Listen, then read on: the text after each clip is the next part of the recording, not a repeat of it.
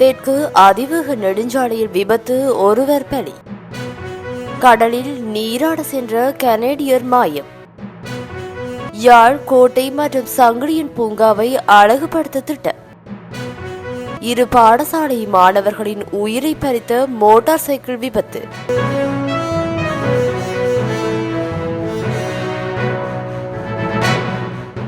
தெற்கு அதிவேக நெடுஞ்சாலையின் தங்காலை நோக்கி செல்லும் பாதையில் 138வது தூண் அருகே இன்று காலை வெளிநாட்டு சுற்றுலா பயணிகளை ஏற்றிச் சென்ற பஸ் ஒன்று அதே திசையில் பயணித்த சீமெந்து லொரியுடன் மோதி விபத்துக்குள்ளானது. விபத்தில் காயமடைந்த பஸ் சாரதி சிகிச்சை பலனின்றி உயிரிழந்துள்ளார். பஸ்ஸில் பயணித்த வெளிநாட்டினர் 19 பேர் காயமடைந்த தங்காலை ஆதார மருத்துவமனையில் அனுமதிக்கப்பட்டுள்ளார். விபத்து நடந்த நேரத்தில் பஸ்ஸில் சுமார் 30 வெளிநாட்டு பிரஜைகள் பயணம் செய்துள்ளதாக தெரிவிக்கப்படுகின்றது. நேற்று மாலை ஹிக்கடுவ கடற்கரையில் நீராடச் சென்ற வெளிநாட்டு பிரஜை ஒருவர் நீரில் அடித்துச் செல்லப்பட்டு காணாமல் போனதாக போலீசார் தெரிவிக்கின்றனர். 19 வயதான கனேடியர் ஒருவரே இவ்வாறு காணாமல் போயுள்ளார். இவர் குளிக்க சென்ற இடத்தில் அபாய பதகை வைக்கப்பட்டிருந்த நிலையில் அதை பொருட்படுத்தாமல் கடலில் குளிக்கச் சென்றவை ஆரம்பகட்ட விசாரணையில் தெரிய வந்துள்ளது. காணாமல் போன நபரை தேடும் பணியில் போலீசாரின் உயிர்காக்கும் படையினரும் கடற்படையின் உயிர்காக்கும் படையினரும் இணைந்து செயற்பட்டுள்ளனர். சம்பவம் தொடர்பான மேலதிக விசாரணைகளை இக்கடுவ போலீசார் மேற்கொண்டு வருகின்றமை குறிப்பிடத்தக்கது. யாழ்ப்பாணம், கோட்டை மற்றும் நல்லூர் சங்கிலியன் பூங்கா என்பவற்றை அழகுபடுத்தும் திட்டம் தொடர்பான கலந்துரையாடல் வடக்கு மாகாண ஆளுநர் நா. வேதநாயகன் தலைமையில் ஆளுநர் செயலகத்தில் நேற்றைய தினம் வியாழக்கிழமை இடம்பெற்றது. யாழ்ப்பாணம், கோட்டையை பல்வேறு பரிணாமங்களில் அழகுபடுத்தி எதிர்காலத்தில் அதனூடாக வருமானம் மீட்டும் பொறிமுறைக்கு ஏற்றவாறு நகர அபிவிருத்தி அதிகார சபையால் தொல்பொருள் திணைக்களத்துடன் இணைந்து இந்த திட்டம் தயாரிக்கப்பட்டுள்ளது. அதற்கான நிதியை பெற்றுக்கொள்வது தொடர்பாகவும் இந்த திட்டத்தை எப்படி முன்னெடுக்கலாம் என்பது தொடர்பாகவும் இதன்போது கலந்துரையாடப்பட்டது. தொல்பொருள் திணைக்களத்தின் பணிப்பாளர் நாயகம் இந்த மாதம் யாழ்ப்பாணம் வருகை தரும்போது இது தொடர்பில் இறுதி முடிவெடுக்க தீர்மானிக்கப்பட்டது.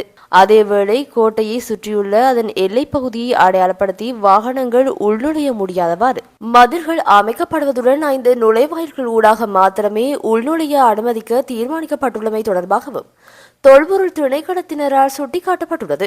மேலும் சங்கிலியன் பூங்காவை அழகுபடுத்தி சிறுவர்களுக்கான பூங்காவாக அமைப்பது தொடர்பில் ஆராயப்பட்டுள்ளது. அதற்கான நடவடிக்கைகளை கட்டம் கட்டமாக மேற்கொள்வதற்கு கலந்துரையாடலில் தீர்மானிக்கப்பட்டுள்ளது.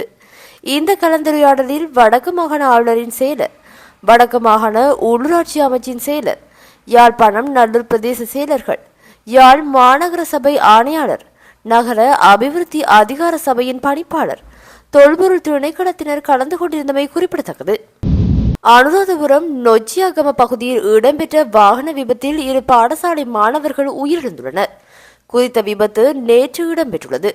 மோட்டார் சைக்கிள் ஒன்று பேருந்து ஒன்றுடன் மோதியதில் இந்த விபத்து இடம்பெற்றுள்ளது. நொச்சியாகமவிலிருந்து கண்டி நோக்கி பயணித்த தனியார் பேருந்து ஒன்று குறித்த மாணவர்கள் சென்ற மோட்டார் சைக்கிளும் நேருக்கு நேர் மோதியுள்ளதாக போலீசார் தெரிவித்தனர்.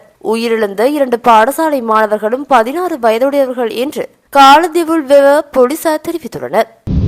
எதிர்வரும் அக்டோபரில் நடைபெறவிருக்கும் பெடரல் தேர்தலில் போட்டியிடப் போவதில்லை என கனேடிய பிரதமர் ஜஸ்டின் ட்ரூடோ தெரிவித்துள்ளார். லிபரல் கட்சி புதிய தலைவரை தேர்வு செய்தவுடன் பிரதமர் பதவியிலிருந்து விலகுவதாக கடந்த வாரம் ட்ரூடோ தெரிவித்ததை அடுத்து தற்போது இந்த முடிவு எடுக்கப்பட்டுள்ளது. இது தொடர்பில் கருத்து தெரிவித்த ட்ரூடோ தனது சொந்த முடிவுகளின் அடிப்படையில் வரவிருக்கும் தேர்தலில் தாம் போட்டியிடப் போவதில்லை என தெரிவித்துள்ளார். அத்தோடு அரசியலை விட்டு வெளியேறிய பிறகு தனது எதிர்காலம் குறித்து நிச்சயமற்ற தன்மையை ட்ரூடோ வெளிப்படுத்தியுள்ளார்.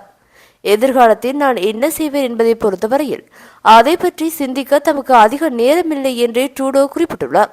கனேடியர்கள் தன்னை தெரிவு செய்த வேலையை செய்வதில் தாம் முழுமையாக கவனம் செலுத்துவதாகவும் இந்த நேரத்தில் இது மிகவும் முக்கியமானது என்றும் அவர் தெளிவுபடுத்தியுள்ளார். மேலும் டொனால்டு டிரம்பின் வரி அச்சுறுத்தலுக்கு கனடா எவ்வாறு எதிர்வினையாற்றும் என்பது குறித்து விவாதிக்க கனடாவின் முதல்வர்கள், அமெரிக்காவிற்கான தூதர் மற்றும் சில பெடரல் அமைச்சரவை சகாக்களையும் அவர் சந்தித்துள்ளமை குறிப்பிடத்தக்கது.